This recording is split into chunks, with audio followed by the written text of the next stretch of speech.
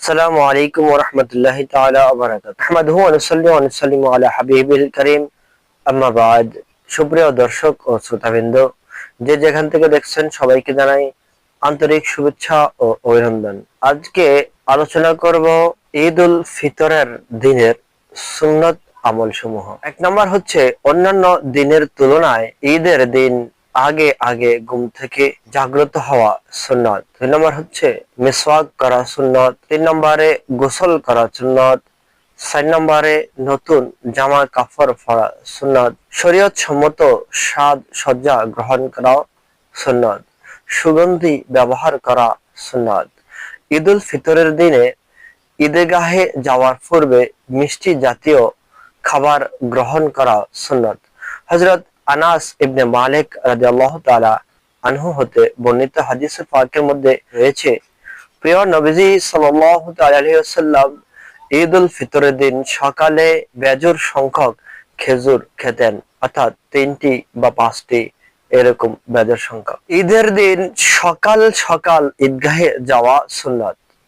ঈদগাহে যাওয়ার আগে সাদকাতুল ফিতর আদায় করা, সম্ভব হলে এক রাস্তা দিয়ে ঈদগাহে যাওয়া এবং অন্য রাস্তা দিয়ে ঈদগাহে থেকে ফিরে আসা সুন্নত। পায়ে হেঁটে ঈদগাহে যাওয়া সুন্নত।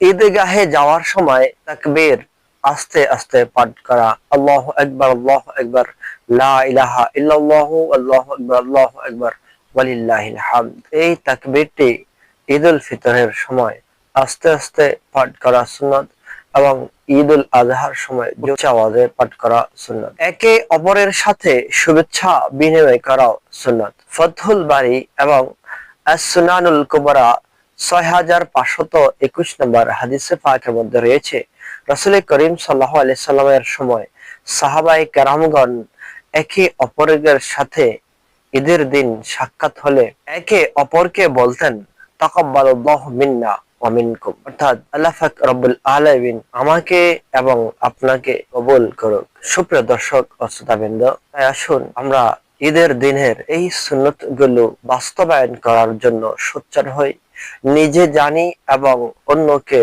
জানাই। আল্লাহ পাক রব্বুল আলামিন আমাদেরকে কবুল আর মঞ্জুর করুক, আমিন। আসসালামু আলাইকুম ওয়া রাহমাতুল্লাহি তাআলা ওয়া বারাকাতুহু।